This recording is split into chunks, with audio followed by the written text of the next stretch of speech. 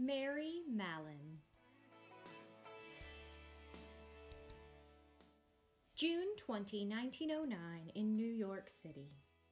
The New York American newspaper coined the term Typhoid Mary to describe an Irish immigrant named Mary Mallon who had been sent away to North Brother Island.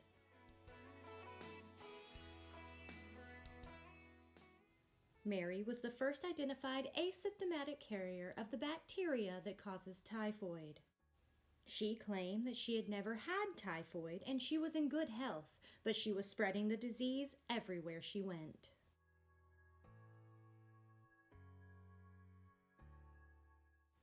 Mary was born September 23, 1869, in Ireland and immigrated to the United States in her teens.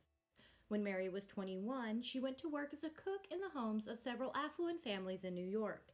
Soon after she began cooking for them, several members of the family came down with typhoid. The next year, Mary moved to New York City, and again, several people that she cooked for developed typhoid. One woman even died. Mary continued to move around the city working as a cook, but leaving when the people around her started getting sick. Mary was preparing food, but was not washing her hands.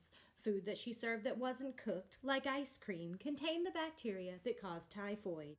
In August 1906, Mary took a summer job cooking for Charles Henry Warren and his family at the house they had rented for the summer in Oyster Bay, Long Island. Before the end of the month, Mrs. Warren, two of the Warren children, two maids, and the gardener were all showing the symptoms of typhoid.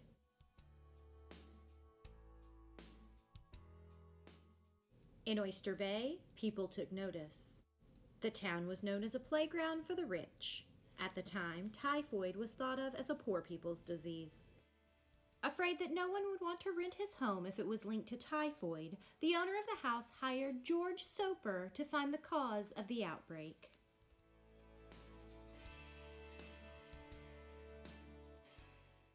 He began investigating typhoid cases around the city.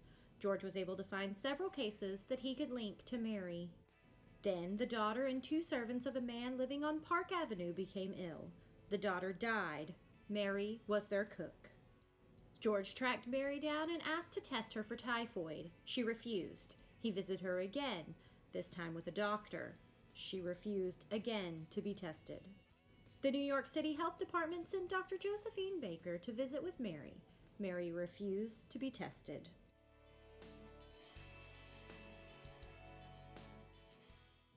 Josephine returned a few days later with the police. Mary ran. She was caught, but she fought hard. Josephine had to sit on Mary in the police vehicle after she was arrested. Mary was quarantined on North Brother Island. She stayed there for 3 years. She was eventually slated for release, but one condition of her freedom would be that she could not go back to work as a cook. She agreed and was released on February 19, 1910.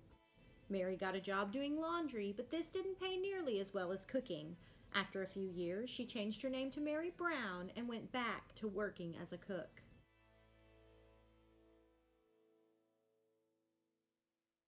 "25 people at Sloan Maternity Hospital fell ill with typhoid in 1915. 2 people died. Mary was found to be cooking at the hospital and was arrested again. She was returned to North Brother Island on March 27, 1915. Mary often said that being called Typhoid Mary had ruined her life. She never could understand how she had made people sick. Mary would remain quarantined on the island for the rest of her life. In 1932, she suffered a stroke and was paralyzed. She died of pneumonia on November 11, 1938. She was 69 years old. The New York Times linked Mary to 51 cases of typhoid and 4 deaths. Because she used pseudonyms and moved around so much, there may have been more. Please visit www.ican'tbelieveitsnonfiction.com and don't forget to subscribe.